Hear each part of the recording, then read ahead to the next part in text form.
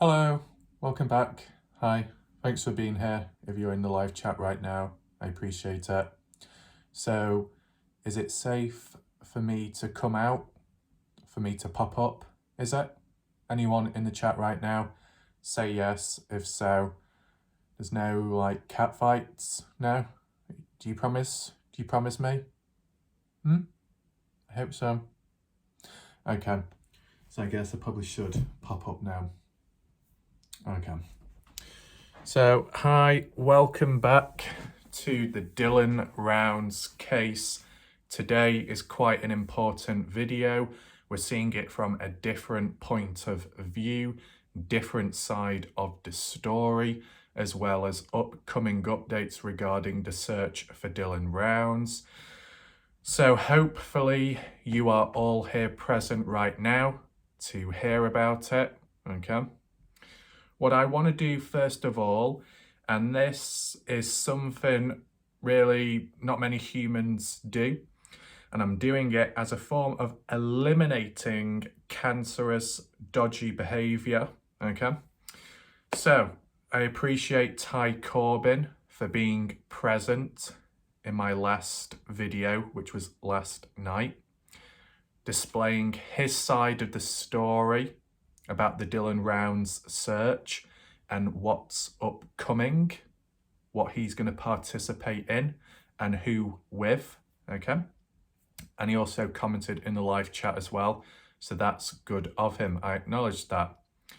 If you want to check that video out, there will be a link down below in the pinned comment section. Make sure to check it out after watching this, okay? So what are we looking at today? Well, we're looking at Lance Kelly, also known as Earthworm Infotainment. Okay, you would have known of him. Another key individual searching for Dylan. We're going to be taking a look at his updates, his plans for the upcoming searches of Dylan Rounds. See if they compare or contrast to what Ty Corbin has had to say. Okay, so I'm doing this just to see a different side of the story, a different point of view. Take in mind, by the title and the thumbnail, there is, in a way, drama, people being exposed, going on. I'm going to read through key bullet points of what Lance has said, or what he thinks, with quotes as well. I'll read them out to you. I'll give my opinions and thoughts and maybe analyse further if need be. If Lance Kelly is present in the chat tonight, welcome. Or if Ty Corbin is present, feel free to give your side or respond, do whatever you need to do in the live chat, okay? There is a chance rats may show up. It's inevitable for something like this, but it still needs to be covered, right? To maintain that balance over multiple people. Whilst you're in the live chat right now, and as we continue on, make sure to share your thoughts and opinions as we go, okay? Are you ready? So, in Lance's recent live stream video, he said that Lance himself and Kimber, his wife, will be searching Lucin, upcoming, right? Kind of similar to what Ty Corbin has said recently, moving on over to Lucin, returning back, checking key places, right? I guess you can say the difference in a way is Ty said he is visiting locations and double checking places, whereas Lance said when he goes back, he's going to be checking out mines, going to be checking out mountains, hills, ravines. Didn't specifically say I'm returning back to places I've already searched. So there's a slight difference there. Maybe Lance may return back to key places. If he does, though, technically that would make him a bit of a hypocrite for calling out the likes of Ty Corbin for, you know, recycling places that have already been checked by Lance. I'm just saying that based on that condition if it did happen, okay? So, although Lance and Ty are no longer searching together due to a past disagreement, isn't it kind of coincidental how they're both going to Lucerne and talking about going there, one video after another? I think it was Ty Corbin that posted his video first, followed by Lance. Do you think that's a bit of a coincidence, or is there more to it? Leave your thoughts down below. But, you know, they're doing their own things, which, you know, understandable. And whilst they're doing their own things, there could be more spread out. So, as one's over here, the other one's over there. So that's kind of a positive in its own way. But let's move on to some of the additional key points to what Lance had to say. So, he was actually talking about, first of all, the areas that are, you know, restricted, such as like the farm, the grain shed, where the boots were found. They're off limit because of, you know, if you step on it, it's classified as trespassing. So there will be no trespassing by Lance and Kimber, as Lance said himself in the video. So kind of similar to what Ty Corbin said in his, that there won't be any trespassing, you know, following the rules, not, you know, causing any serious trouble. And Lance gave a brief, vague nod to those in the past that have trespassed. Lance was basically calling out Salty Pancakes for that, and Kurt Wadsworth, okay? And then some of the other individuals that were present there, because it wasn't just Salty Pancakes, there were a couple of people, right? Different ages, different genders. I don't know, about 8, 9 people at once. So there have been activity levels to that extent, right? Interestingly, one thing Lance did say was, yeah, grain shed's already been searched, didn't really find much. Farm's been searched. Where Dylan's boots were found, despite everything, there was searched, right? That was referring to the dirt mound. So Lance is confirming that the dirt mound has been searched. Now, considering what Lance says later on in this video about what he thinks about Candice Cooley, is it a slight contradiction to the whole dirt mound situation about it being searched, not searched, being searched? Remember that point. Remember what was just said then, and link back to it later on when I tell you to, okay? So with that in mind, just basically talking roughly about where to search and where not to, what can be done, what can't be done, right? That's understandable. That's what Lance said, and it's the same with what Ty Corbin has said. But the next point that was mentioned by Lance is he can't reveal the locations they'll be checking in because it could be dangerous. Now, when you hear that word, dangerous, it's like dangerous, you know, they're going to endanger themselves if they reveal where they're going. Quite possibly. But who will be the ones coming along if they did find out the location? Is Lance referring to the Wadsworth brothers, referring to Salty Pancakes, referring to Candice Cooley, or Guns for Hire backup? I don't know. It's a wild place out there, but it's also a quiet place. So anything bad happens, who's going to be there to witness it, right? So who knows where these locations are at or how many there are to look at, but it's interesting how there's a level of secrecy and Lance not revealing it. I mean, it also makes sense because if you did say you were going to go down there, whether it puts you in danger or not, it might compromise the search itself, because if other people know of the location, they may go down, check themselves and ruin it, okay? And then it kind of derail your own investigations. So I get that. And it's kind of similar with what Candice Cooley, how she's acted recently, saying, yeah, we've been to a wash, but we're not going to be revealing the location whatsoever, because people will just go down there and ruin with the evidence and all that. So you've seen different people involved in the case, searching, investigating, keeping things to themselves, maybe because there's a lack of trust, maybe because they're focused on what they need to do and they don't want anyone getting in their way. And we have also seen it as well to an extent online when it comes to distribution of information, who knows about it, who's going to hear about it, and then drip feeding it to everybody else, wanting to be the one on top that knows it all and can reveal it all, and then everyone else finds out down the line, almost like a hierarchy, a food chain. And what I will say is, I think that is starting to play a role now.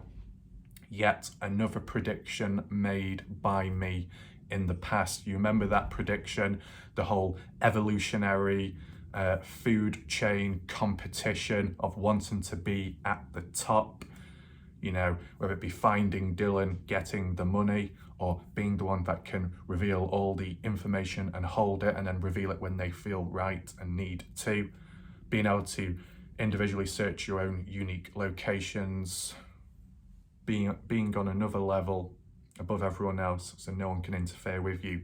You've seen that competitiveness stepping in, and it's not always toxic competitiveness, but it is natural competitiveness to be able to successfully do something without interference, without anyone hindering anything, right? So I can understand why, as with trying to stay safe, why Lance wouldn't want anyone knowing about these locations, just like how Candice Cooley doesn't want people knowing of the wash they've searched in, right? Do you understand that?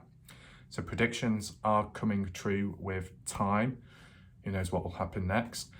Lance also said about there's a pushback, a level of resistance from online of likely people that don't want Dylan to be found. That's kind of like how it was worded by Lance. Now, let's do a poll right now. Apologies if I can't think of polls all the time, because I am deeply analysing all this language and putting add-ons as well. So, you know, one can multitask to an extent, okay? And as well, if I do miss out any polls, I'll think of adding some in as we go along, okay, if needed, whilst being present in a live chat. You see the process? So, I think the first poll is, do you agree that there is a level of pushback, resistance online because someone or a group don't want Dylan to be found? Yes? No? What do you think? I want to know your thoughts about that, okay? So, I can kind of understand why you would just want to be discreet, get on with what needs to be done and search about. As for Ty Corbin wasn't as secretive. He didn't directly say, I'm going here, I'm going there, but he vaguely said, I'm going to check all over. So, you know, Ty Corbin himself has been threatened in the past by whoever, alongside with Lance, so they are aware of that type of resistance. So I'm sure they'll individually try and keep safe and stay safe when out there. And as for the pushback from online, it could be certain YouTubers or certain channels. Obviously, it's that situation where individual channel names aren't mentioned or listed, so it's kind of a guessing game, right? But, you know, some might be a bit more obvious than others, okay? I just want to say, apologies if there is any background sound. Once again, there is more building work going on around outside. It does annoy me. It does distract me, so I'm trying to maintain 100% focus right now. But at the same time, it does anger me within, So apologies about the facial expressions, okay? And apologies if you do hear a humming sound, that's outside, okay? Let's put that aside and continue analysing and reading, okay? So, tying on, what Lance had to say, and it was a quote from him, is that I don't think Dylan is on the loose inside, the mountain range. That's just his personal opinion. He's saying it's his gut feeling, right? And I'm sure there'll be other people that may think Dylan is just not in Lucerne and has been transported elsewhere. It would also, be understandable in Lance's situation to why Lance and Ty at the time were searching in Montello, Nevada, the mountainside. Because if you don't think Dylan is in Lucerne, then you look elsewhere. And that's what Lance originally did. Looking at the Bald Eagle mountain range, out and about, looking at the mines and mine shafts. Did not find Dylan, found bones, bits and bobs, which turned out to be animal remains, and that was all. So even though Lance doesn't think that Dylan is in Lucerne, he's still giving it a try, which is good. That's a level of balance, removing that biasness away, right? Because some people who think, no, he's not there, I'm not going to search, not at all. But there's no harm in searching, right? You never know. There could be a surprise or a shock, a twist in the case. So we'll see how things go, obviously. Once again, checking the mountainside out. If you did see Lance's video, you see the mountains. To an extent, there is snow present on the peaks, whether it be Bald Eagle or Pilot Peak. You can see it. It's not really present on the Lucerne side, the ground level, the land around, but in the mountains, there is still snow. So that could impact how Lance goes about or what he can and can't do, obviously, with being in a vehicle. If it's very steep, if it's slippery, you won't be able to get up. The same happened with Scott Natal when he tried previously, which was about 4 to 5 weeks ago when trying to meet up with Les Allen and Lance, okay? And maybe Ty as well. I can't remember if he was present at the time. But you get the idea. The weather, it can stop searches, hence with Candice Cooley and the recent struggles, okay? So, yeah, no harm checking the mountainside. I was going to do a poll, but I don't know if it's a worthy one. I'll try it anyway. Do you think Dylan is either in Lucerne, ground level, on the farmland somewhere, or do you think Dylan could be in the mountain region on the Lucerne side? In the mountains or on the ground level farmland? Which one do you think? I'll add a third or fourth option saying elsewhere, okay? And then if you want to elaborate down below, feel free to do so. The key thing is with some of these polls, providing they're slightly worded so they don't sound too repetitive or robotic, there's no harm in re-asking questions because obviously with time there's new information, things might be tied up, debunked, other things, new leads, or there might be contradictions made along the way. So people have a change of heart, change their thoughts and opinions and directions, so you can re-ask people again and then see if thoughts, feelings have changed, right? Do you understand? Okay. So yeah, the concept of ravines, hills need searching. Lance was pointing in that direction and saying a lot of land needs to be covered. It may well have been searched to an extent by the police, the search and rescue, and maybe volunteer groups in the past. I'm just trying to remember what was said recently.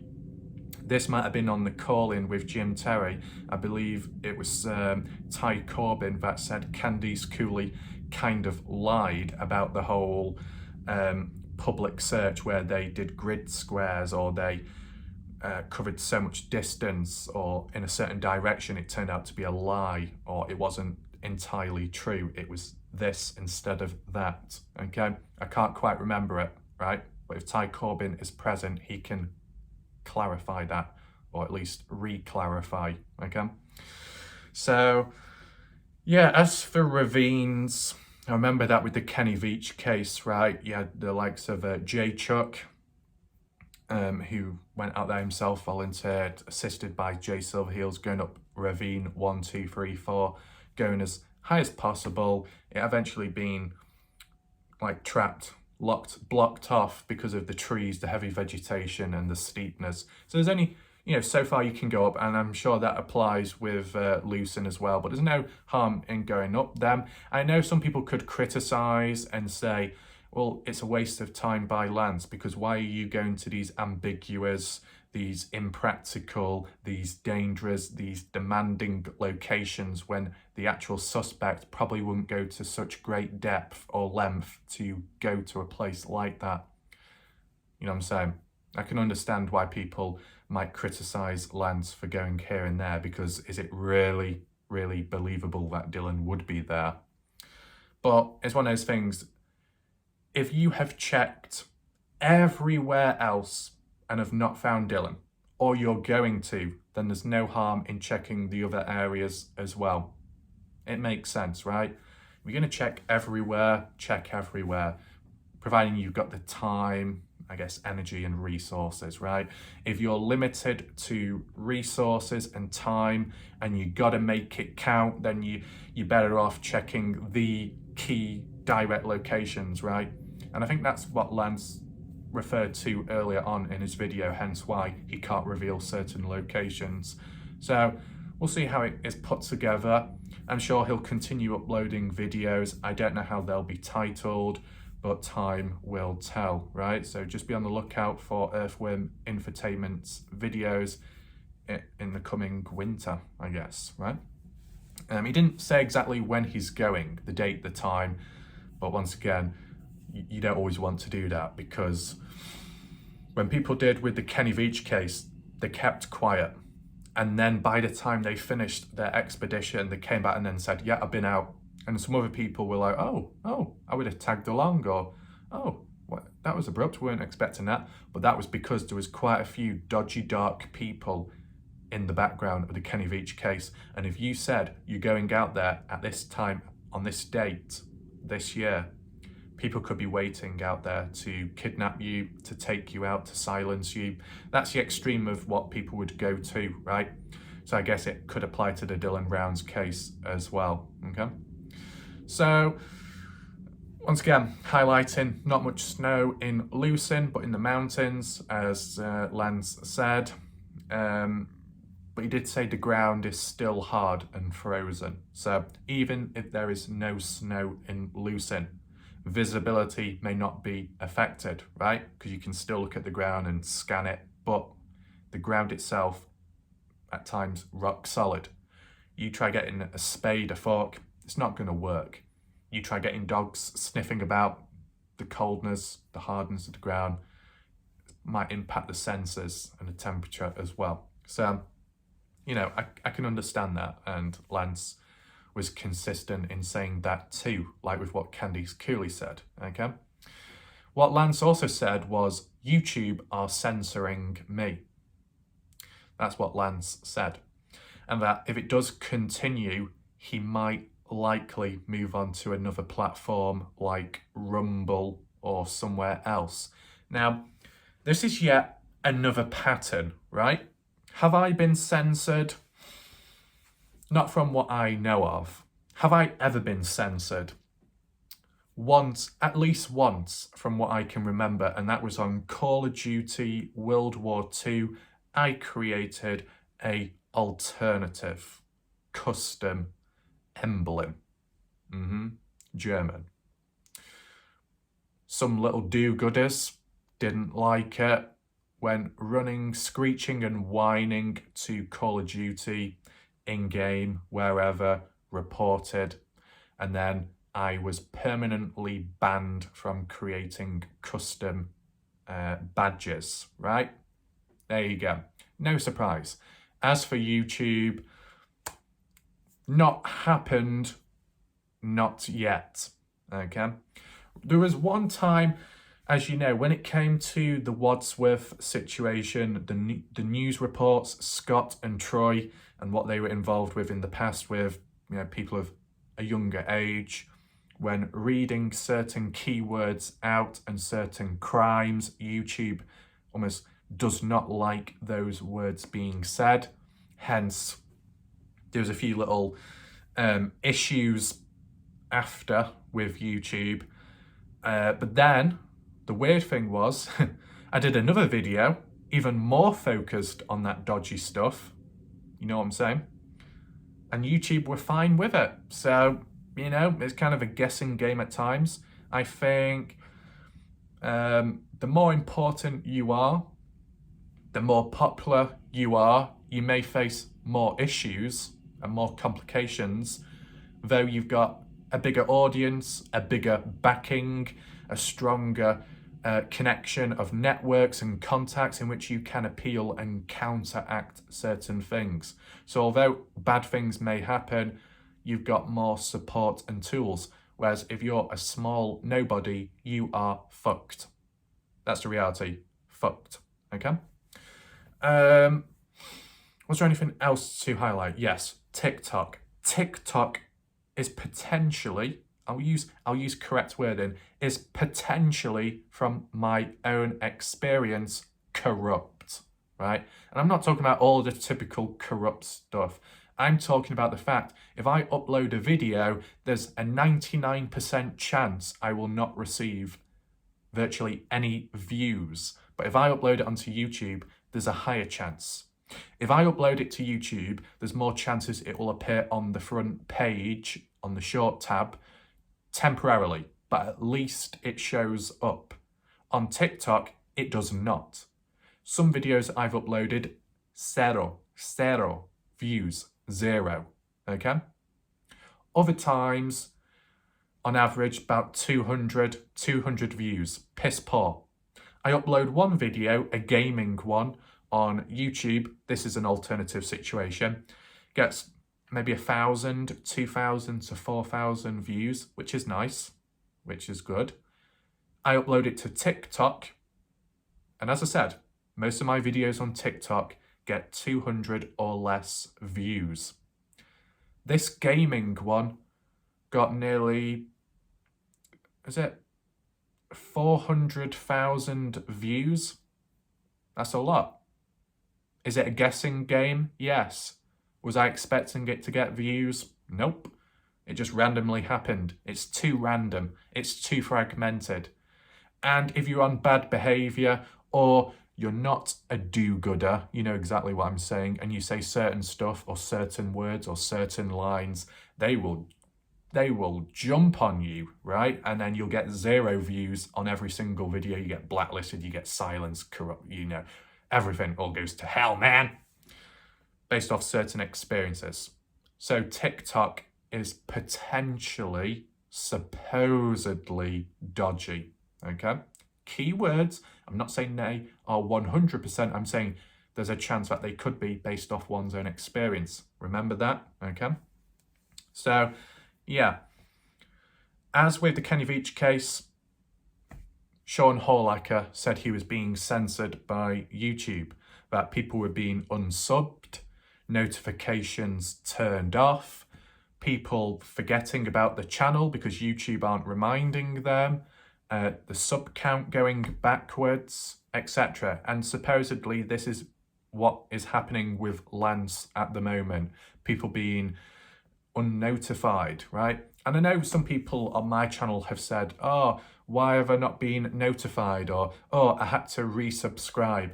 Yes, it's dodgy. YouTube are responsible. There could be a minuscule chance that it's because of inactivity or YouTube treating an account like it's a bot account, maybe. I don't know if it's a default profile. Maybe they're a bit too tight at times. I'll say one thing, and I will not say the word because YouTube will probably get me done. But when it comes to a certain form of dodgy activity with certain material of, you know, certain type of people, in a video game, there was an abbreviation which meant that, and it had to be rechanged in game because YouTubers that were covering the game that were going to the store, right?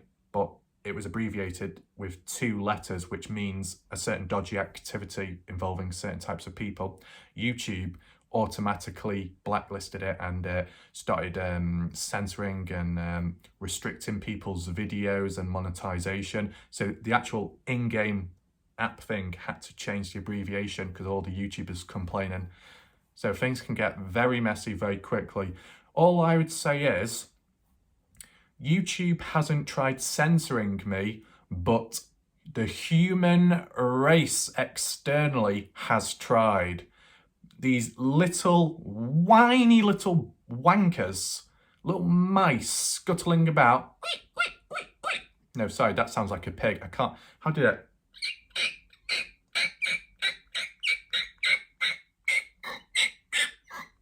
Little rats scuttling about, claiming this is their music, when they're not even the copyright holder. It's somebody else that has enabled it copyright free. You fucking idiot.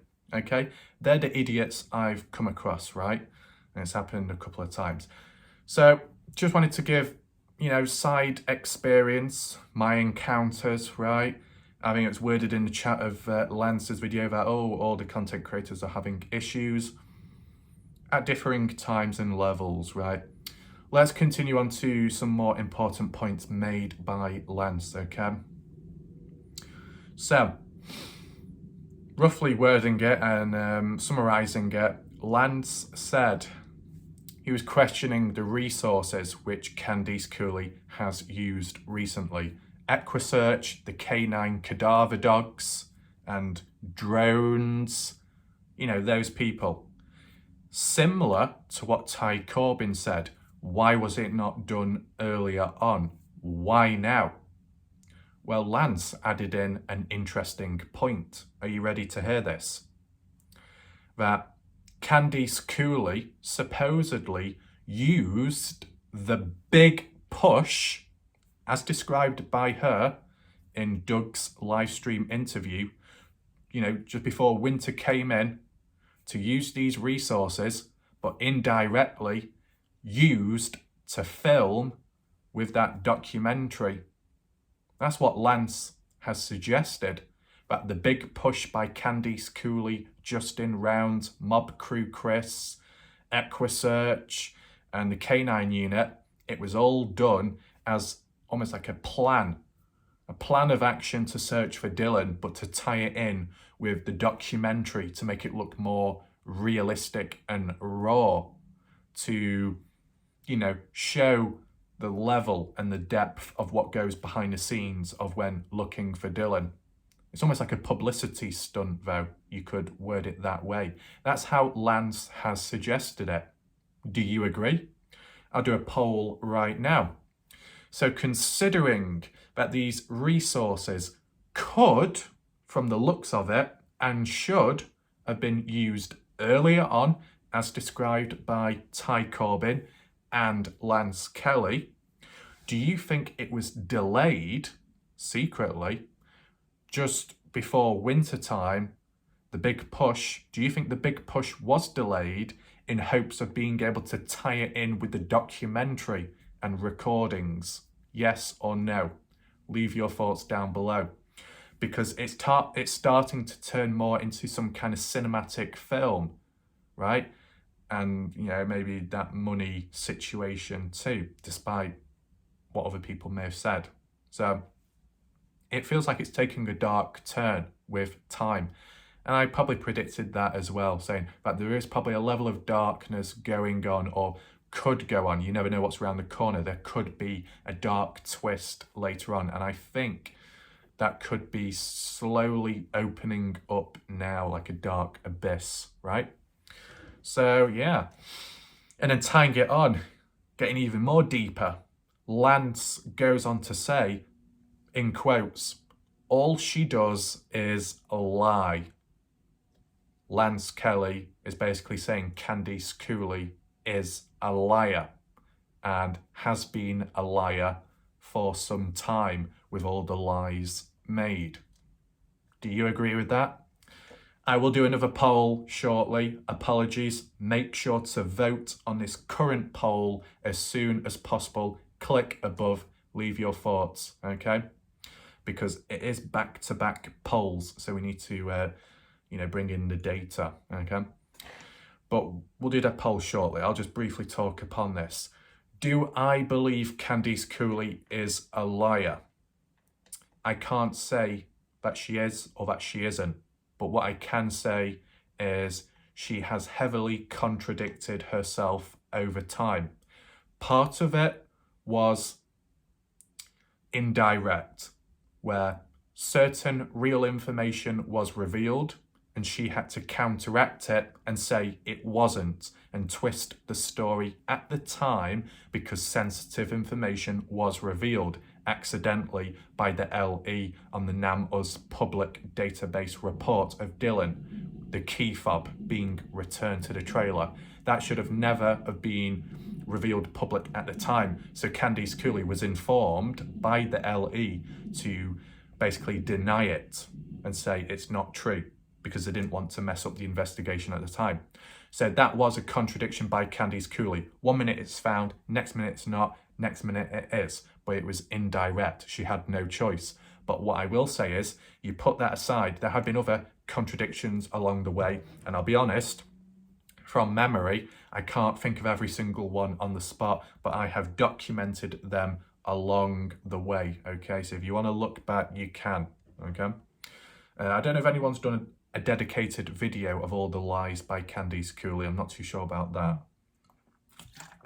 But I think a good example of a contradiction, and I'll say it again, because it's one of the more harder hitting ones, is Candice Cooley in the same sentence says dirt mound has not been searched because you can see the weeds growing, it's not been disturbed. But we did uncover it to check if anything was found. There wasn't anything, but as you can see, it's not been touched. That was all said in the same sentence. It's the one that sticks with me because it's the one that stands out the most, right? As for any other contradictions, I can't think of on the spot, I'm being honest, right? Because I can't remember everything. And as well, my memory is limited, being realistic. But I'm sure you will think of some. And if you want to add it on down below, or if you wanted to do a bullet point list of as many contradictions and lies made by Candice Cooley, feel free to do so down below, okay?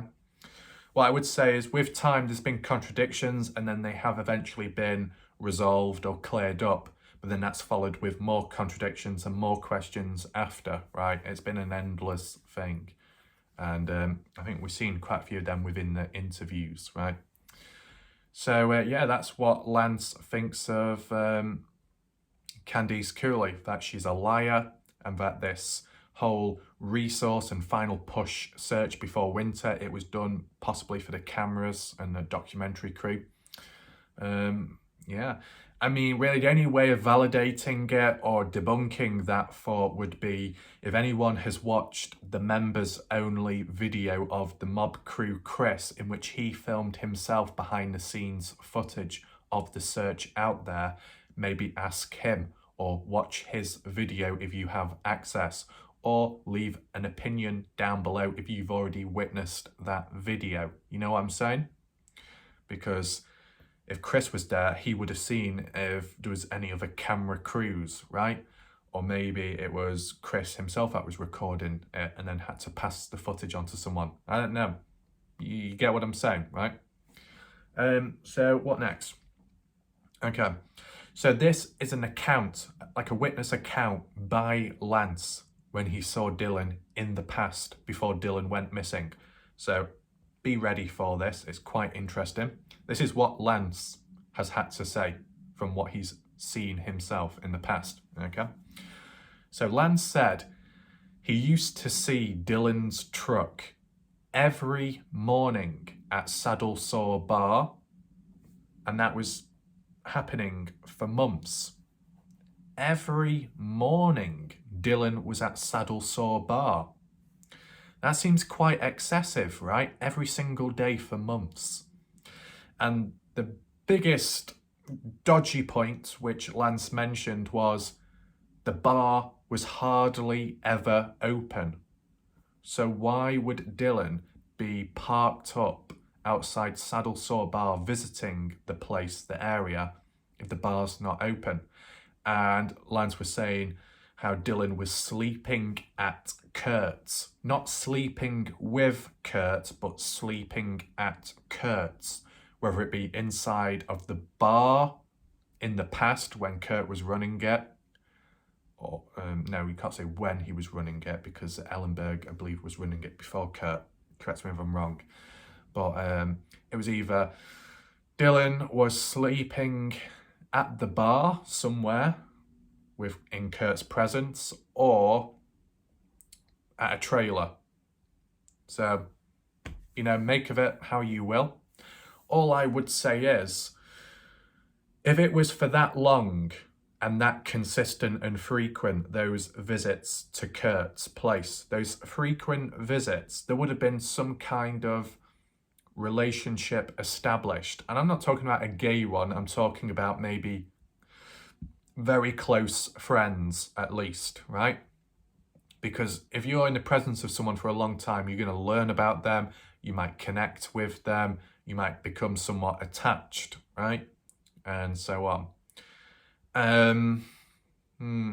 But as a negative way of looking at it, if Dylan was there quite often, it could tie in with the concept of like the Lance and the Heavy D Sparks Dave conversation in the mineshaft about, oh, Kurt being known as a groomer, grooming someone like Dylan. Yeah.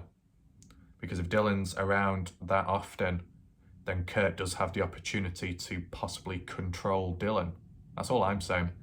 But then another alternative driving factor and motive to why Dylan may be present there quite often is a simple fact that no one visits Dylan, and that where Dylan is living at, well, not living at, but sometimes staying at and working at, it's a ghost town and it's dead in Lucin, so there's nothing to do. Dylan may want company. Dylan may want to be able to talk to someone about whatever or just hang out. So that's why he goes down to Montello. Catched on to Kurt, seemed to get on well and have a bit of past history as well with like farming, pigs.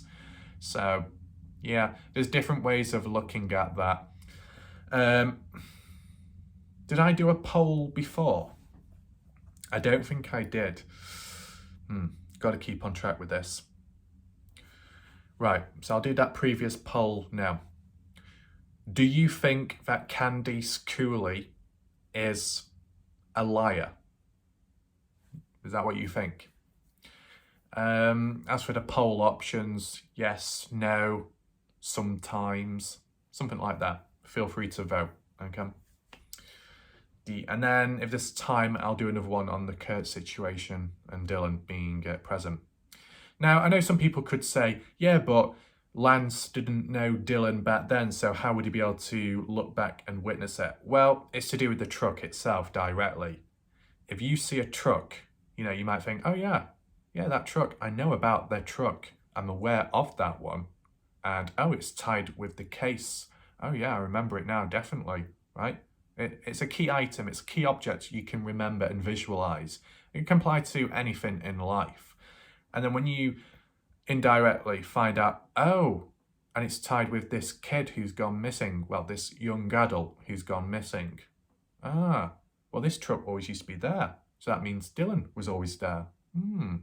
That's basically what Lance is referring to, okay?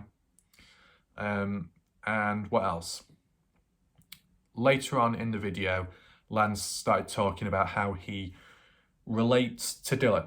Right, it's one of those things. A range of people said they relate to Dylan in different ways. It could be mothers with children, mothers who may have lost someone or had an experience like that which may have ended bad, or the person was found in the end. So, that level of attachment and missing someone, right, when they're not around. So they're the type of people that have related. Other people that have related are farmers, young farmers, older farmers, whoever.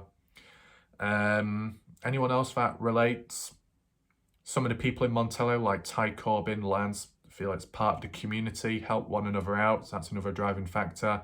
Possibly with Ty Corbin, some other backstory stuff in the background, which further motivates him to try and find Dylan successfully. Any other people, any other methods? Can't think of on the spot, right? but I'm sure there'll be a couple of others. And people in the chat right now, if you feel attached to Dylan, feel free to share your own thoughts and experiences to why you feel attached to him, right? I said, I don't relate to Dylan. I don't. But the only positive with that is I don't become biased or too sensitive, you know. I'm not like, ooh, should I cover this? Or, ooh, should I question that? Ooh, I don't know. Ooh. No. You know, don't let it cloud the judgment, right? Because as we've seen, all kinds of twists and turns within the case, quite a few people are not prepared for. It's unexpected, it's a surprise, a shock to them. For me though, straight face all the way through. You wonder why? Because anything can happen. And in my own experiences, all kinds of wacky shit goes on, right? So, yeah. As for Lance himself, Lance said he relates to Dylan in the sense of wanting to get away from people, whether it be a crowded life, a city, getting away from individuals, being able to grow crops, create some kind of farm in a way, even when the ground may not look much or of value or quality, but determined to make it something, right? And also just for the level of general peace. No one else is out there. It's quiet, it's calm, it's relaxing. So Lance was saying that's how he relates to Dylan, and that's likely how Dylan was thinking himself. Now it's to do with getting away. Could that be tied back in and reinforced with that conspiracy that Dylan was gay, that he was trying to escape from family members because they didn't approve of it, or there was a level of resistance? He wanted to be free, he wanted to be open, so that's why he went to lose him, partially. That's just an alternative theory from alternative mindsets, not mine, but what other people would and have said, okay? Next one. This ties back to Candice Cooley, another exposed type situation, and Lance was questioning, in quotes, why does Candice Cooley? Now, Lance kept saying she. What he was meaning was Candice Cooley, right? Because he does mention Candice's name later on. So Lance said, why does Candice Cooley support the Wadsworths and Jim Brenner? Now that statement is quite bold, stands out. In other ways of wording it, with my own thoughts and what I have heard previously, what Lance is getting at is, why has Candice Cooley not gone after the Wadsworths, Kurt Wadsworths, as hard as she has done with the likes of maybe Chase Venstra, trying to track him down at the start, being, you know, motivated, or trying to get justice, trying to, spread the awareness of the police and possible corruption from Box Elder County Sheriff's Office. Candice Cooley was hell-bent and focused and determined on that stuff, you know, spreading awareness in that way. But why not, you know, targeting or going after, interrogating the likes of the Wadsworths? And as we've seen in previous interviews, when asked about the Wadsworths or Kurt, the interviewer has said, so what are your thoughts? You know, do you think they're involved or not? And most of the time, Candice Cooley has responded, we're not completely dismissing them, Kurt Wadsworth, Wadsworth brothers, but they're not directly on our radar at this moment in time. We're looking and focusing on other people and other areas. So basically, she's put aside the Wadsworths, Kurt Wadsworth, the brothers, Troy Scott, right? Brush them aside. And it's like, for how long? Because it has been a while. At what point is she going to start questioning those people? You know, when you either defend or indirectly defend someone by delaying something, holding off, not going after someone, sometimes it can be interpreted as you're covering or supporting them, right? You get what I'm saying? To maybe try and better understand it, how some people have accused Salty Pancakes supporting Kurt Wadsworth being in on it because supposedly Salty Pancakes has paid off Kurt Wadsworth and Taylina, the daughter, to appear in interviews, to get them talking, to share their side of the story, but maybe to patch it up in some way or change the narrative, right? So it's like, oh, if you're allowing those type of people on to have a voice, then are you supporting them? Are you in on it as well? That's what people were saying. That's what people were accusing Pancakes of. So the same can apply here with how Lance is calling out Candice Cooley with the Wadsworths. But then it gets very dark and deep because then it makes you think, well, if Candice Cooley is supposedly protecting the Wadsworths and Pancakes is, then what about Candice Cooley and Pancakes themselves, because they don't seem to get on well? So then that kind of contradicts everything, right? So that's why we can't go too deep. But I'm just trying to make sense of this statement made by Lance, because it is quite an abrupt, bold one. But I do understand what he's talking about, okay? So hopefully you do as well. I'll summarise one more time. Lance said, in quotes, "Why does Candice Cooley seem to support the Wadsworths?" Basically, why hasn't she gone after them, questioned them, and, you know, done what she's done like how she's done with other people? The bit about Jim Brenner, though, I don't know how she's supported Jim Brenner. Now, Lance was referring to it as, oh yeah, you had Candice Cooley allowing Brenner in the backyard or something in a trailer, stopping over at Candice Cooley's house in the backyard in a trailer, okay? But that was before Dylan went missing. That was supposedly in the past with the whole custom farming situation with Dylan Rounds and Jim Brenner both working together doing custom farming, and they were staying over at Candice Cooley's due to, I guess, the location of where the work was coming from. So I don't know how you can say Candice Cooley is supporting Jim Brenner while supposedly knowing that Jim Brenner is the suspect, even though this happened many years before Dylan went missing, so you would have never have known that Brenner would have been capable of doing this. Though, if Candice Cooley, for some unknown reason, did support Jim Brenner before he got arrested, post Dylan's disappearance, feeding him, giving him accommodation, free clothes, being all caring, then you could say Candice Cooley is being corrupt, but that's not the case. So I think that was a slight mistake made by Lance Kelly. Unless I am missing something, which you can add on down below.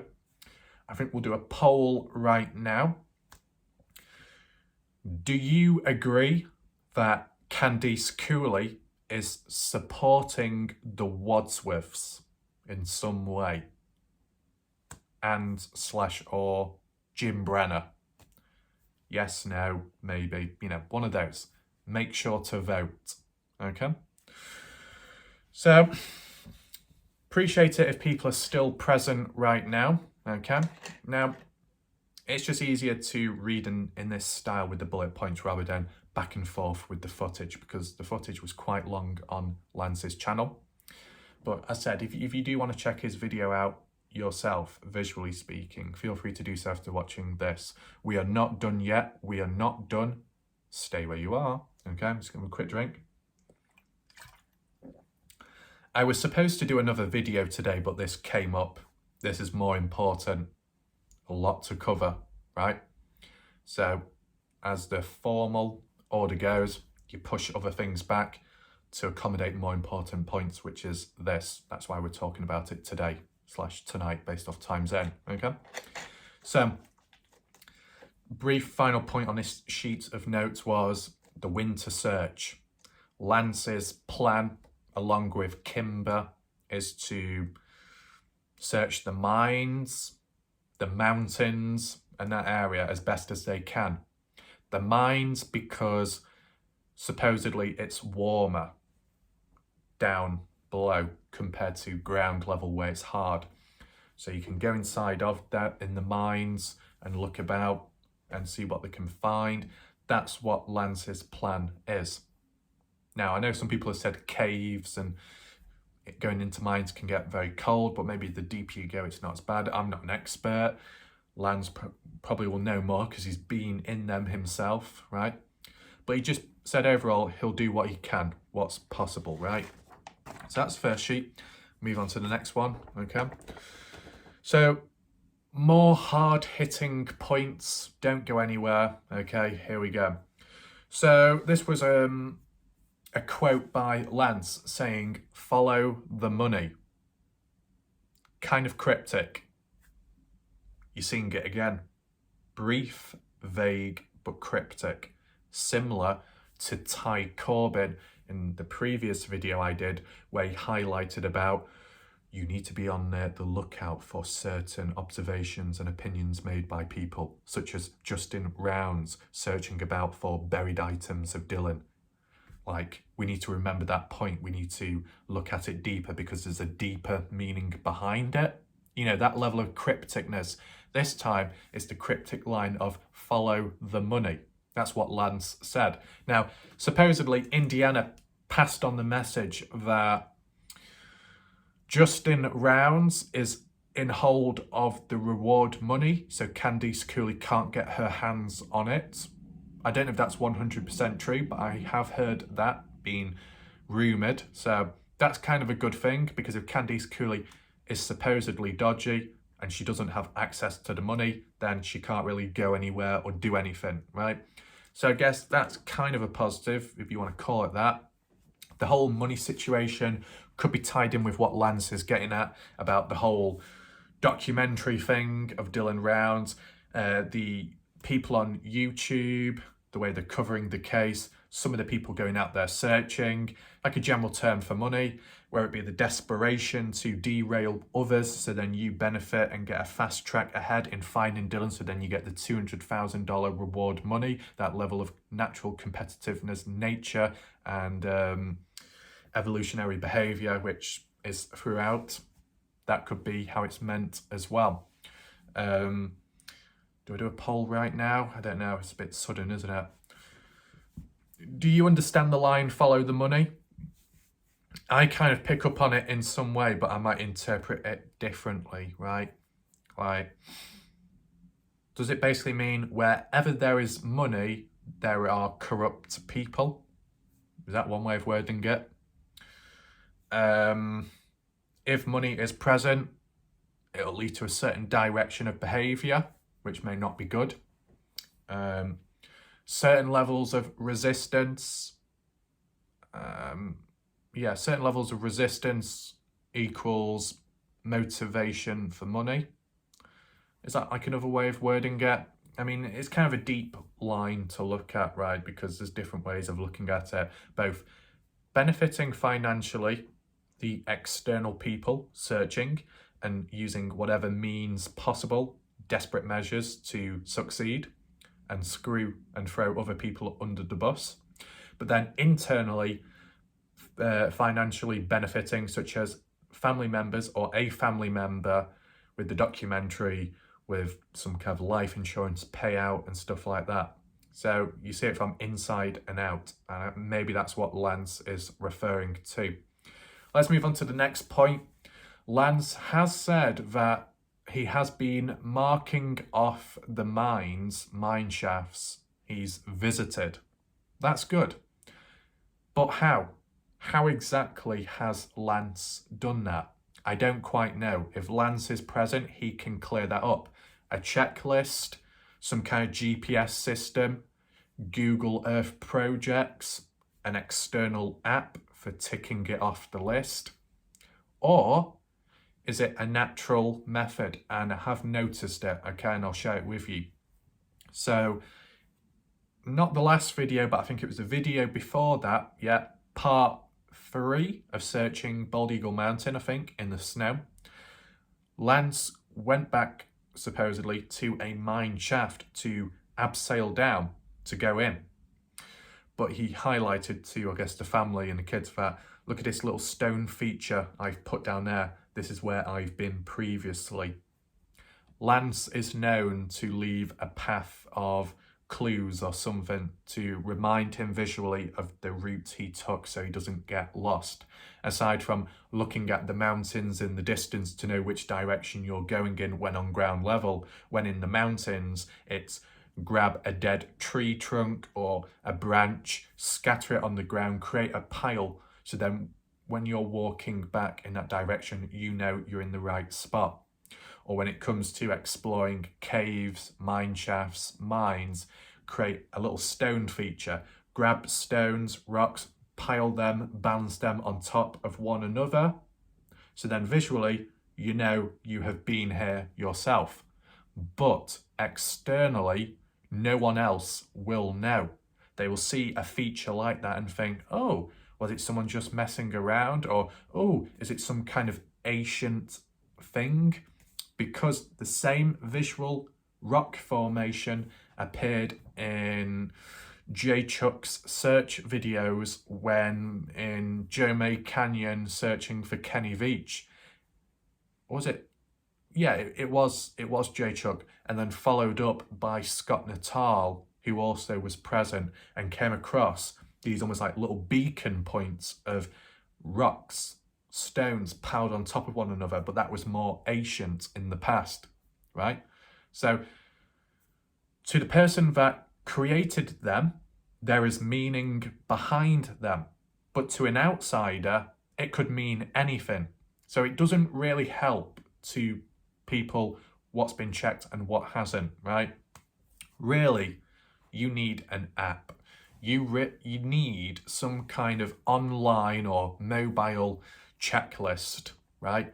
Because unless you've got a fantastic memory and remember every location visually without having to go back to every place to say, check this, check that, check this, I just don't think that's gonna be practical, right? Could do another poll now.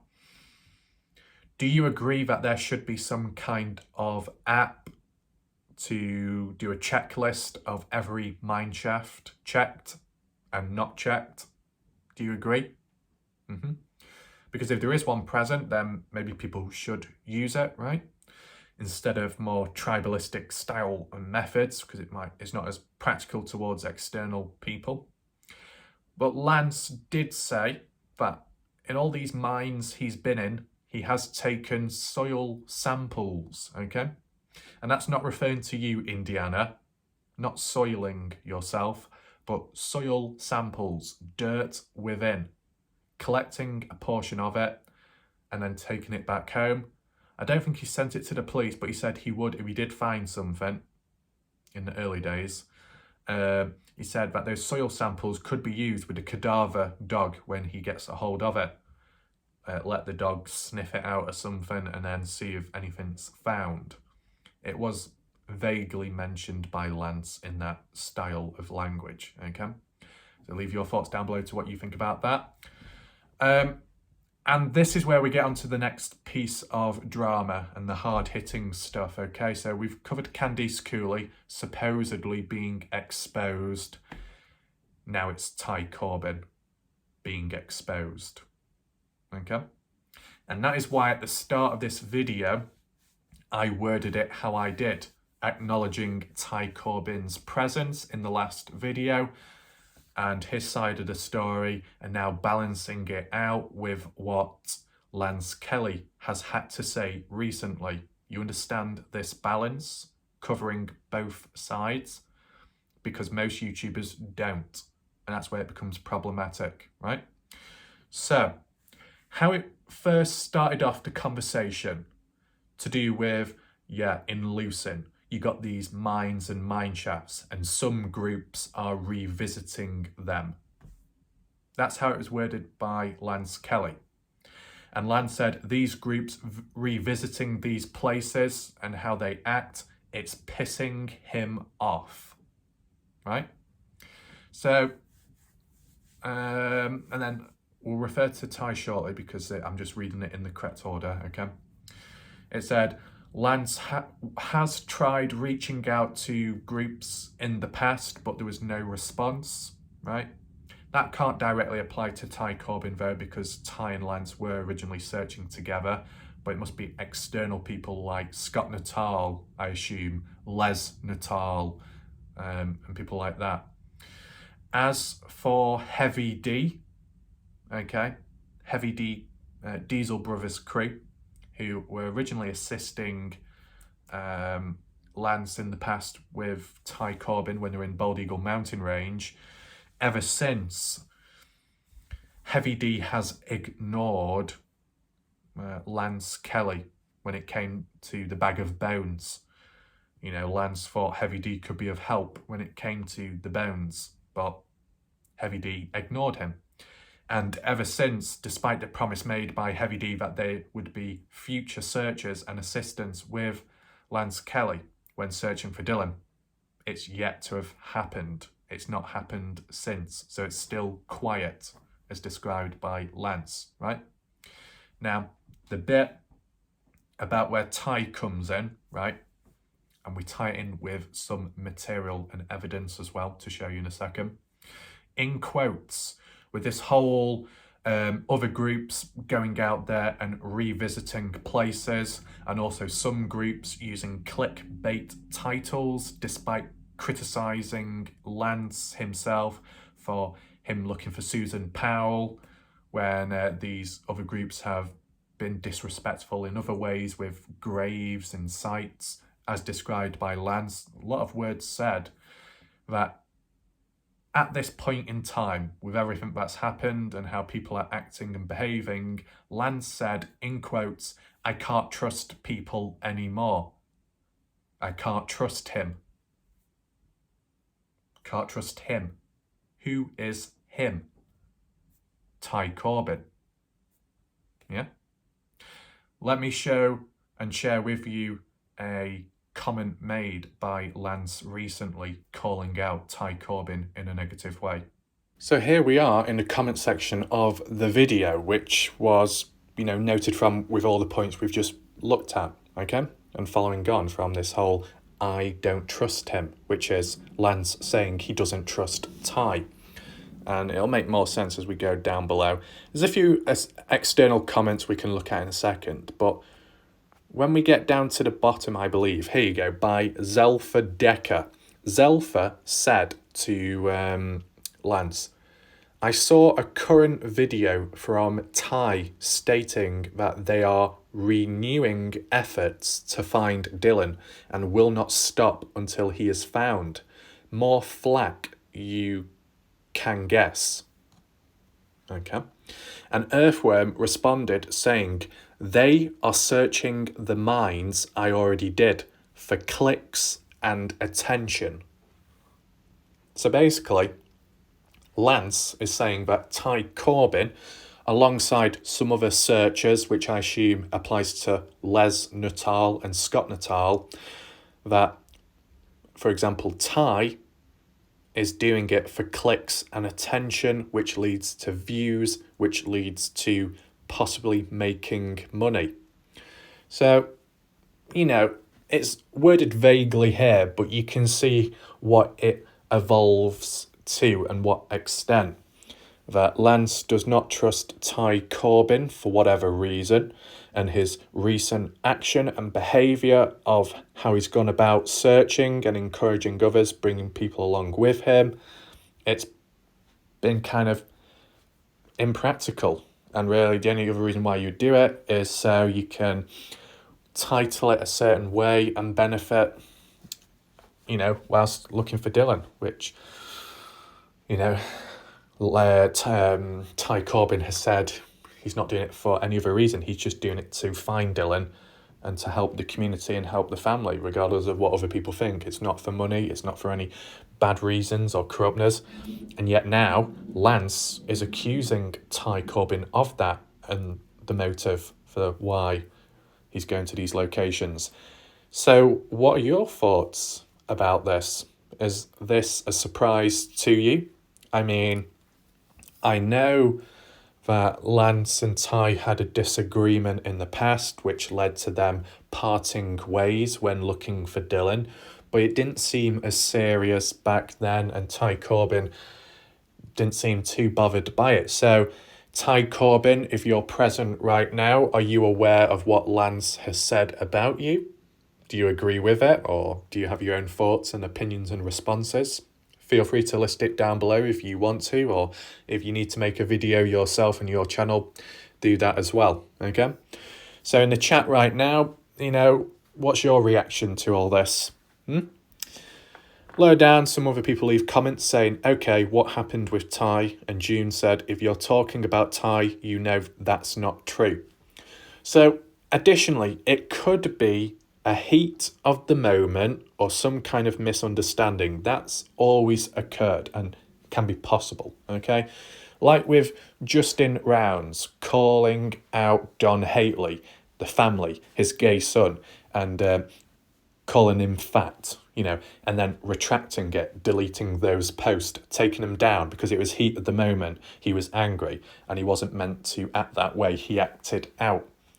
But, he fell back into line and gained back control. So maybe this is just a little slip up by Lance due to the pressure and the stress, maybe, when searching for Dylan and the threats he's received in the past and what could happen in the future, and the falling out with Candice Cooley, or Candice Cooley negatively talking about Lance. So maybe Lance has reached that point where he's lost his patience, right? It's understandable, but it's just one way of looking at it, unless there's another driving force, okay? Any other comments here? Can't you be on more than one platform and post both at once? And yes, it's a shame you and Ty could not have taken Dylan under your wings. Instead, he was groomed by Kurt, and no mother would stop anyone from searching for their child unless they don't want them found. So that's kind of summarising that comment, what we've been talking throughout this video about Lance witnessing Dylan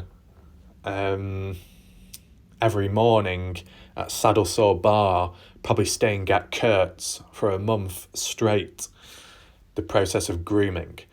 Tying it all the way back to that conversation with Lance and Heavy D in the Mineshaft about Kurt possibly being a groomer, and now you've seen this comment here. So I think we probably can return back to that poll now, and I'll set the poll up. Hopefully YouTube allows it, because I don't know if there's any other ways. I'll try and think of other ways of wording it if need be. But do you think that... Do you know what? We're going to use the word brainwashed, okay? Not literally, but brainwashed instead of using the word groomed, because YouTube doesn't like that word, okay? So do you believe that Kurt Wadsworth brainwashed Dylan in some way or another? Yes or no? Leave your thoughts. Any other points? Cadaver Dog Fund details found under more of this video. Please everyone dig deep so we can get the dog, which is very much needed and will be an integral asset to bring them home and search teams.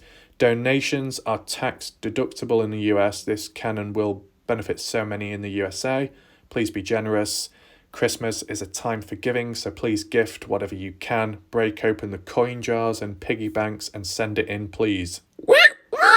Sorry, it's just when it said pig. Thank you. P.S. I practice what I preach. I've donated $75 to the new fund, which had to be created due to time period cutoffs. I see. So a new one has been set up, and plenty more than that on the first fund. Just in case anyone doubts my sincerity, happy to do it because I want to see missing loved ones found and don't even live in the USA. Right, so if a second fund was set up because the original one expired, what happens to the original fund money generated? It expired. Does that money get transferred into Lance Kimber's account, or does it get redirected into the new donation page? What exactly happens there?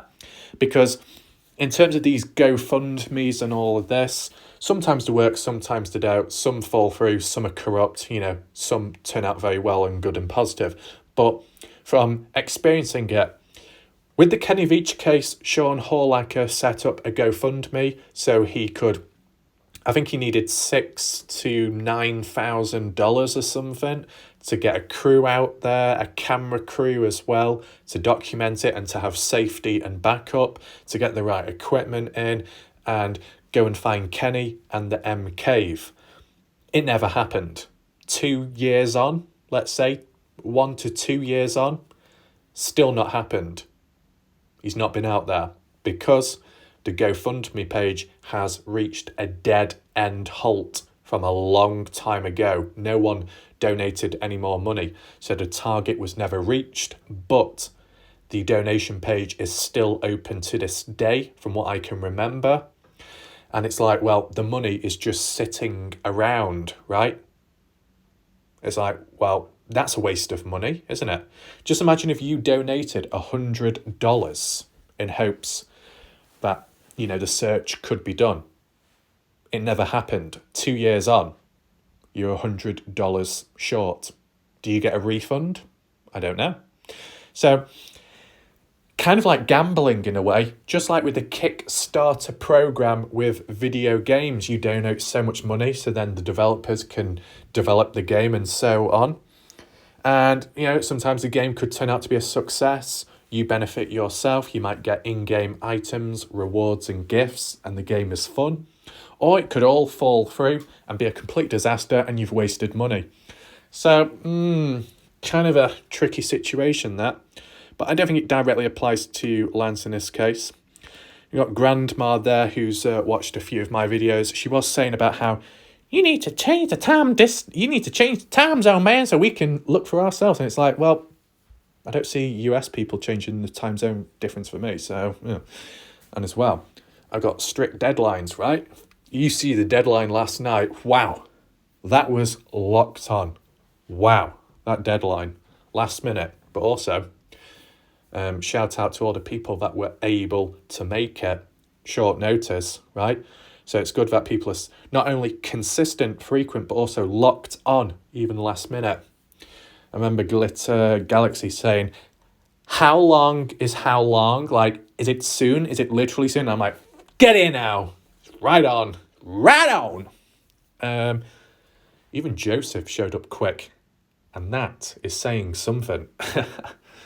Famous Up showed up as well. Linda, like usual, which is good of them. Christy eventually. Indiana locked on as usual. Probably because the lasso is, wrapped around the neck of this channel. So she's not going to fade off so easily. Cleo eventually appeared. Cleo, please come. Come here, Cleo. It's fine. It's ready. It's ready. Don't run away. Not yet. And yeah. But yeah, that little break aside, let's carry on reading.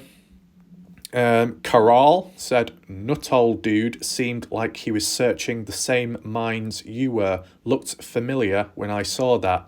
So that's basically what Lance is referring to about all these guys and groups going out there and just recycling and just repetitiveness, and it's just a waste of time and it's pissing Lance off.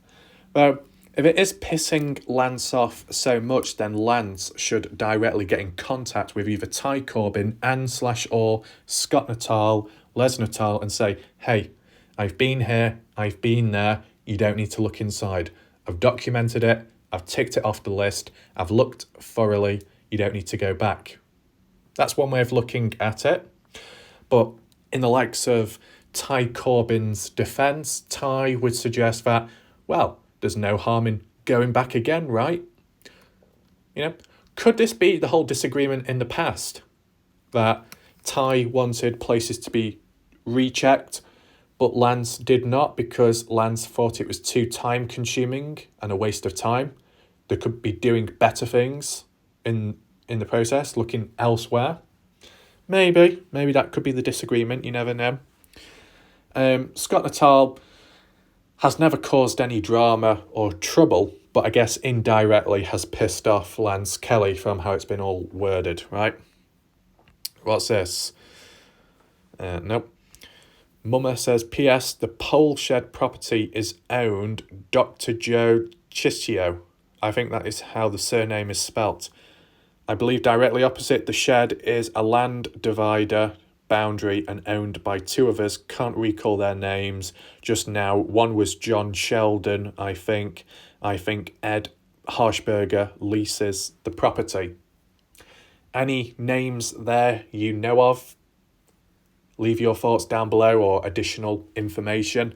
I have heard of John Sheldon, but not in depth. Okay, just being honest.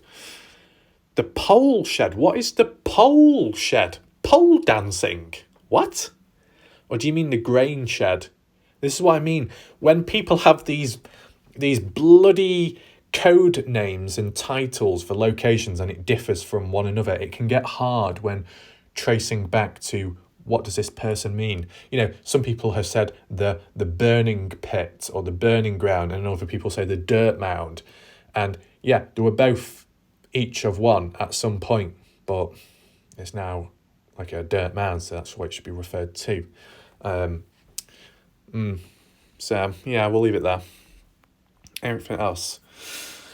Red says, why is there pushback from anyone, anywhere? Bizarre.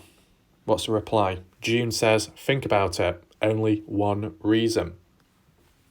I assume the one reason is there's pushback because someone, something, or a group don't want Dylan being found. They feel threatened by the presence of others that may be getting too close. That's all you could think. Now, if that really was the case, and it was the likes of Brenner, Don Hately, Kurt Wadsworth, Chase Venstra, Aviles, I'm just using all the names on the spot, right? Wadsworth brothers, they're all in on it in some way. They've all played a part. Then what? They're all creating alternative accounts online then? Because that's the only other way I could think of it. Or they're getting outside assistance from certain people, like how people have accused Salty Pancakes of all these alternative fake troll accounts, doing it in the name of Kurt Wadsworth to defend him, to scare people off. You know, these are the extremes that people can go to, or that people can suggest in terms of theories and conspiracies, right? What's this? Mary says, YouTube does that to everyone. All YouTubers have their problems from time to time. That's true, but some people are more fucked than others. Janice says, Friday morning, it's YouTube, not you. Keep on keeping on. Don't know what happened with Candice, but as a parent who's lost a child, my sister was murdered too. Please don't blame her or her ex. This mess is because of incompetent, unethical law enforcement. There is no right way or wrong way to grieve. I don't believe Candice is grieving yet. She's pissed off, sleep deprived, and possibly trusting the wrong people. Everyone needs to try to be more understanding. Maybe you're just her scapegoat. She may apologise at a later date. I get what you're saying about clicks. I have wasted time watching some of their videos. Time I'll never get back. I can't share because I'm not on Facebook or Twitter. Deleted both. Bad for my mental health. Take care. That word, mental health, I prefer to use the wording of psychological issues. Let's use it a bit more formal, right? Because just like with the Kenny Veach case, mental health, mental health, mental health, mental health, it turns, unfortunately, into a bandwagon. Reality is, and I'll say it in short because I have said it extensively in the past, you'll always get people suffering. The quietest ones are the most genuine and suffer the most.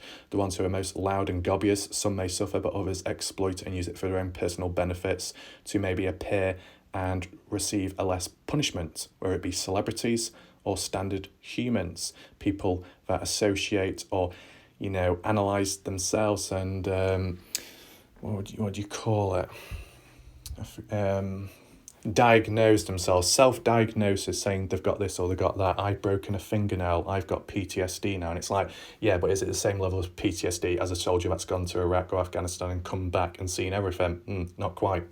So there's a lot of exploitive behaviour regarding all that. There's a lot of bandwagons. There's a lot of corruptness around it. But obviously, if you talk about it like how I have, you will receive extreme resistance and all kinds of negative stuff. I know the reality, right? I'm aware of it. Especially in the UK. If you said it out publicly in the UK, fucking hell, most of the UK people will be screeching. Oh my God, Ralph, you're so mean. Oh my God, you're a racist. You're a sexist. You're a xenophobic. You're a Islamophobic. And it's like, oh, fuck off. You know, typical humans.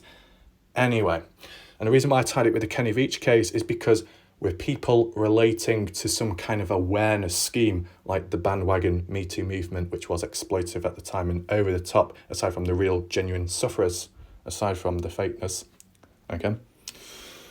With the Kenny Veach case, there was times where people heavily latched on to the ex-girlfriend, Sharon Pilgrim, about the whole Kenny committing suicide and having issues internally because people relate. And it's like, yeah, but do you relate to an individual that was supposedly caught on 2018 CCTV and possibly planned their own disappearance? No. And treat it as a suicide? No. And humans can word it differently and say, how would you know, Raf? How would you know, Raf? Well, I've already done an extensive psychological self-explanation analysis of me and how I got involved with the Kenny Veach case and how I can see things and see stuff develop from my own encounters, okay? So it is all under control. Whether humans agree with what was said just beforehand, there you go. But there are videos out there on my channel which extensively explain it, so it is under control. Don't worry. So is there anything else? Poetic Justice, shout out to Poetic Justice, as they are the one that have been present on my channel. I assume that's the correct Poetic Justice. The profile picture does look different to the time I saw it in the past, but you know, I'm not going to check on the spot, but yeah. Poetic said, Aiden went missing 1 month before Dylan went missing. Ruby, Texas has location on both him and Dylan. Okay. Yeah, that ties in line. People are associating that Aiden had some kind of cross-dresser app where you dress up as a female, and that maybe Aiden was in contact with Kurt Wadsworth and was groomed as well, hence why he went missing. I mean, this is what I mean. If you've got a certain pattern of people, a certain gender, of a certain age, in a certain area, and they keep going missing, then who is the main one responsible, right?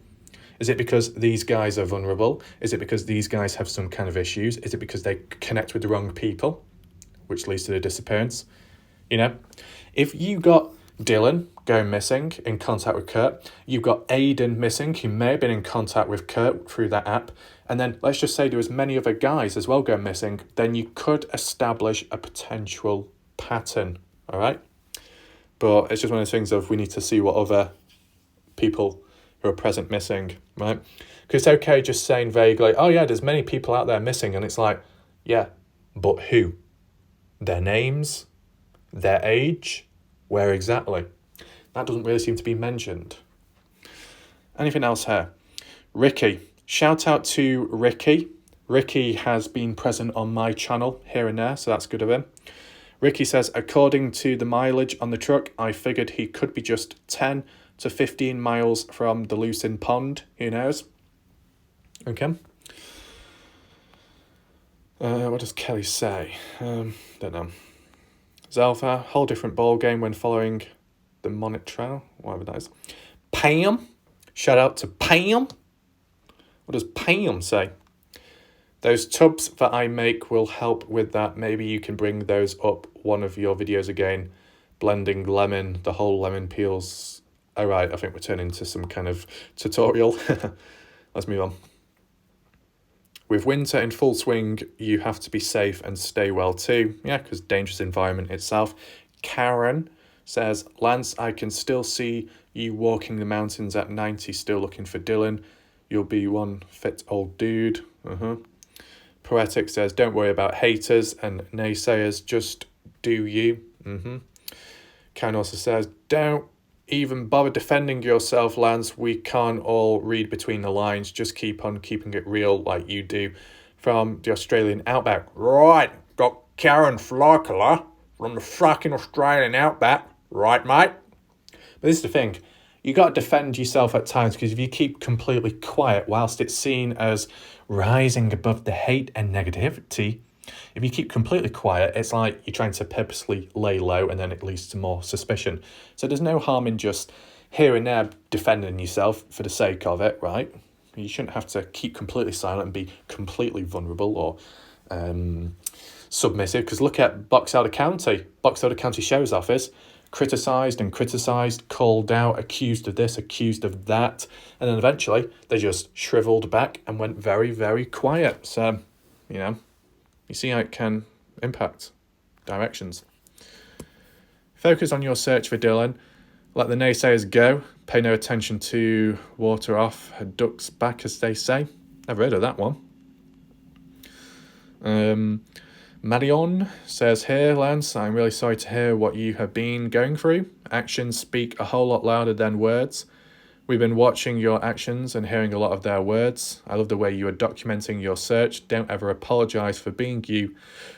And I saw a very smart comment earlier. Never try to understand deception." There's an owl there as well. Maria, there's an owl present. Get your cross. It's going to turn its head 360 like The Exorcist. Anna says, "Keep doing you. Haters gonna hate." Yeah, same stuff as usual. Oh my god, this is a long one. Shit. Oh, we'll read it. "So sorry, Lance. I didn't get any notification and this video took 15 hours to show up in my homepage. I support you and Kimber and the others because I have seen from the very beginning how genuine and caring y'all are. You can't raise two nice, intelligent, caring without the parents being that way too. Try not to let others get under your skin, but I get it. Sometimes hard to ignore it. Having an issue similar to that at the moment, right? Now, as for searching during winter, yes, the mines are warmer, so keep doing them for now. But remember that Curtsy in his first video with He Who Shall Not Be Named, so Kurt Wadsworth with Salty Pancakes, which was taken down, said that he snuck off that Saturday morning while everyone was sleeping. He said that he took Taylina's dual, not a word I was familiar with, but now know it's an off-road vehicle. He later changed his story and said he went off on his motorbike. Just want you to keep that little slip up in your mind when searching. You guys rock. Pun intended. Cracks me up on the follow your heart unless you too can, then you knows. Stay strong, stay safe." Okay. So there's a little bit about Kurt Wadsworth and Salty Pancakes as well here. And, as you know, I've not looked too deep into it because I did actually have a brief look at one of Salty Pancakes' videos recently, his latest one live. And it's like 3 hours long. And do you know, like when you skip through it, there's no constant chain of talking.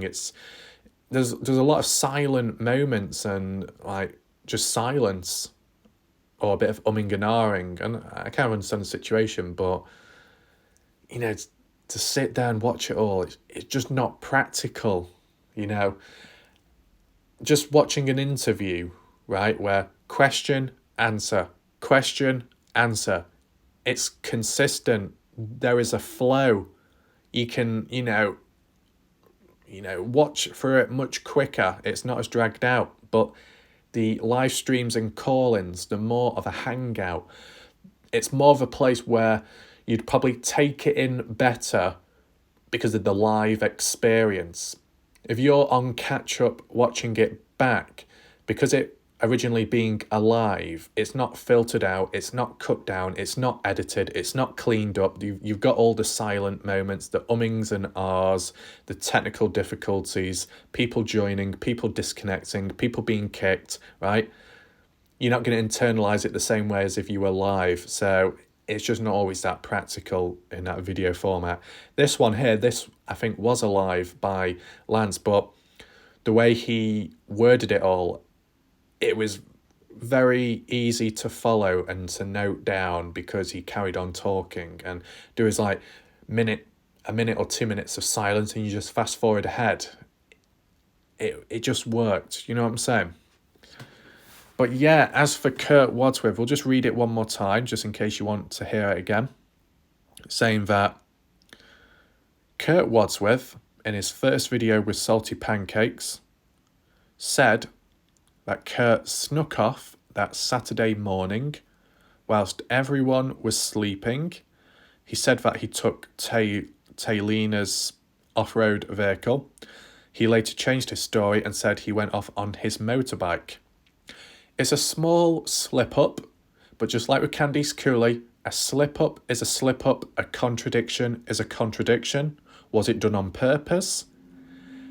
Is it a big of a deal, this example? I mean, kind of. But it's also like, how could you get it mixed up between which vehicle is what, right? an off-road vehicle and a motorbike. An off-road vehicle is different to a motorbike in terms of how it operates and how it looks visually and, you know, mechanically, and the engine, the stats around that and all that. So you should be able to determine the difference between what is what and what you actually used. So if you start getting confused with that, then what's going on there? It is the presence of alcohol, which led to him saying one thing and then meaning another at a later point. That's what you got to take in mind, right? If Kurt Wadsworth is drunk fairly often, let's just say, he may reveal the truth. Though other times, if he's not as drunk, he may lie. So going against what he originally said. So if you were able to follow a certain pattern of behaviour, a certain pattern in which he tells the truth first and follows it up with a lie, which overall demonstrates a form of contradiction, such as the example on screen right now, then the next time Kurt says a new statement, different to all the other previous things, something completely different on a different topic area in the case, you note it down, and then the next time he refers back to it but changes it in a different way, possibly lying when he's not as drunk, let's say, then you just take the first word he says as the truth and then the second, which follows, as a lie. Do you get what I'm saying? That pattern, that level of behaviour. Because being drunk, you can reveal the truth. Not being drunk, you're more on guard. If you find out you revealed the truth originally, you're going to try and change it. Look at Candice Cooley.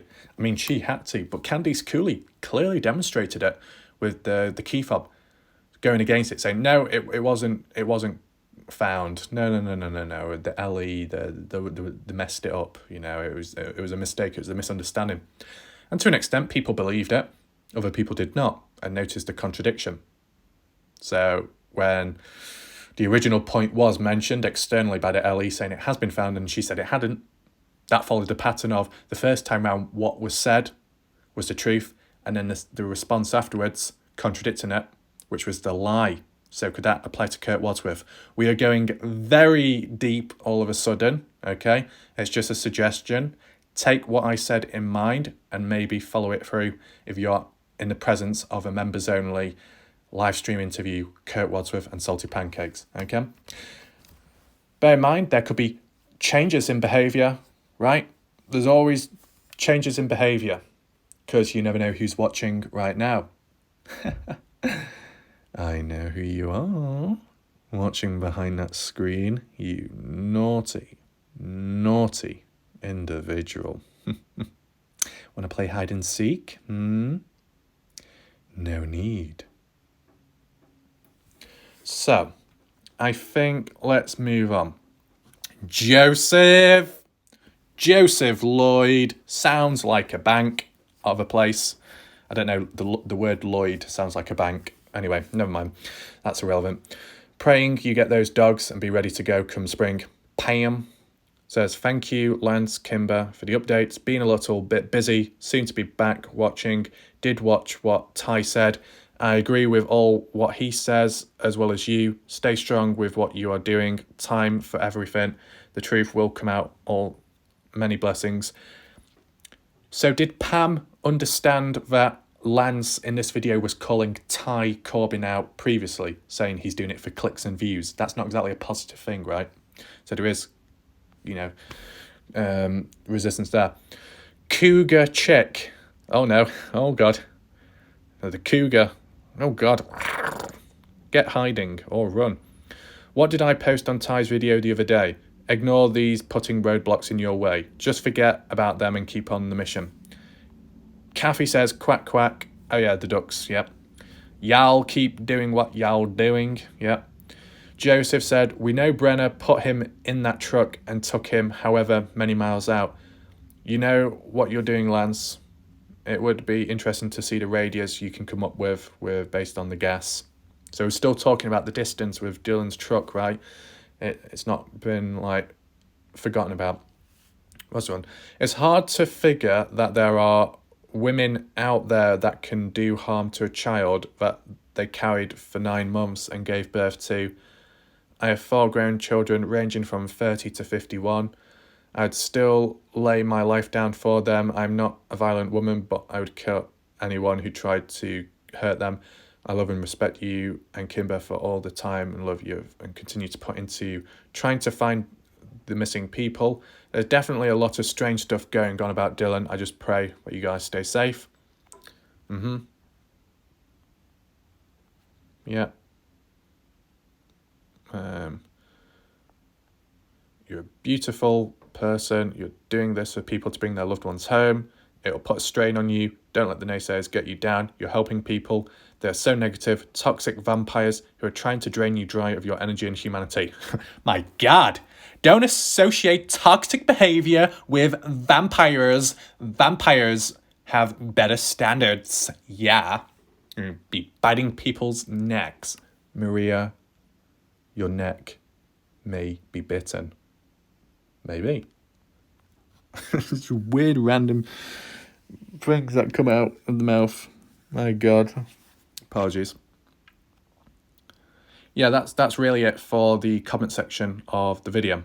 Okay, so hopefully with that bit of material and the comments made and what Lance has said about Ty, you can leave your responses and feelings down below, right? Could be heat of the moment, right, with other things going on, or it might be what Lance truly thinks. You know, Ty Corbin is present. Share your thoughts, I guess. But you're starting to see how there are cracks emerging and things are imploding on themselves.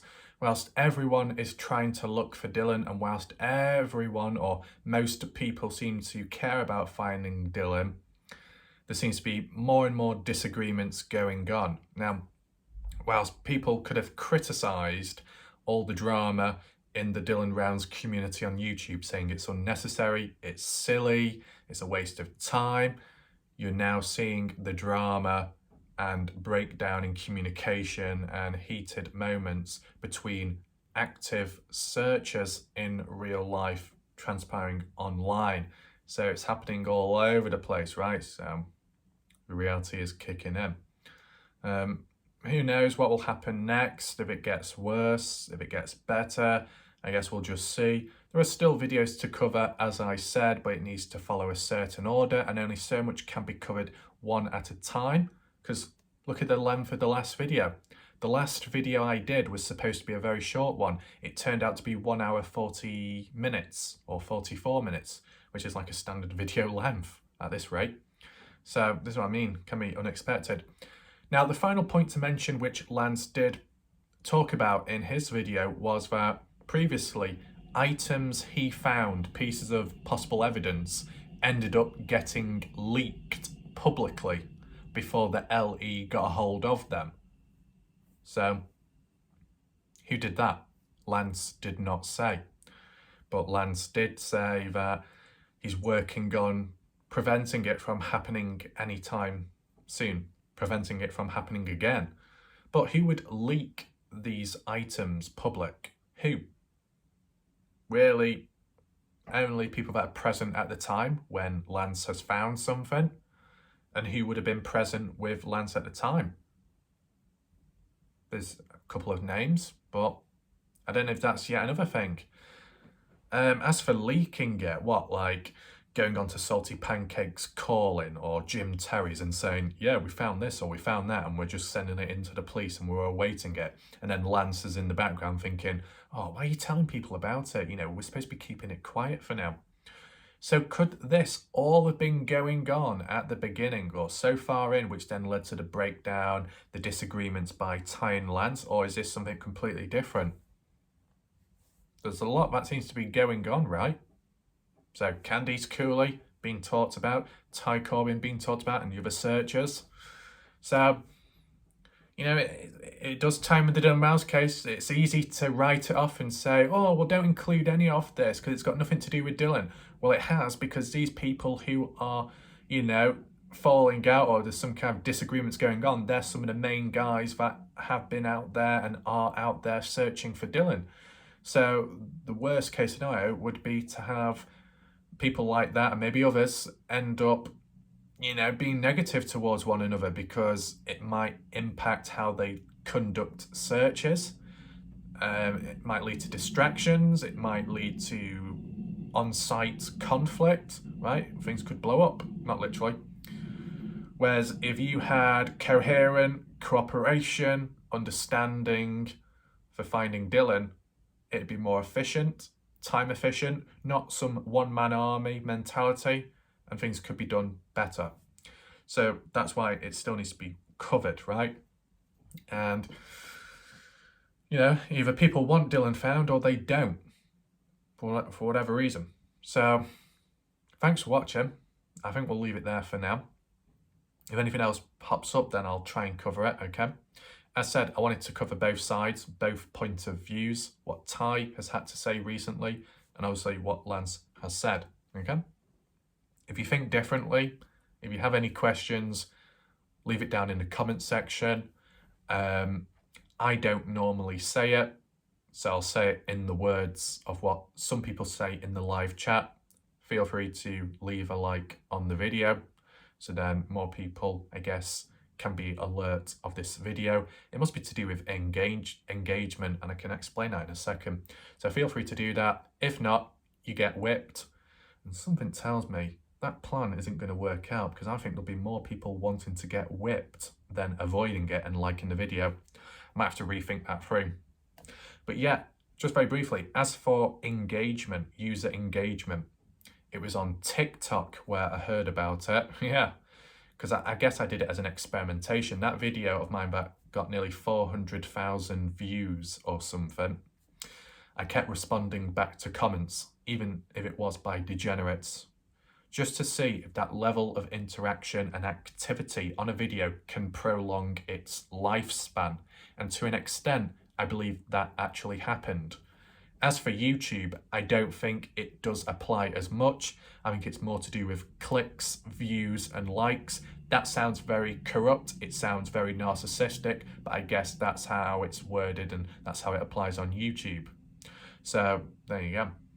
But I think comments and leaving comments, even if they have no impact on the video, are some of the most important parts, aside from all the other statistics, because the right comments can lead to the right direction, and it can also lead on to new ideas and new coverage. It's been very helpful in the past, as well as timestamps.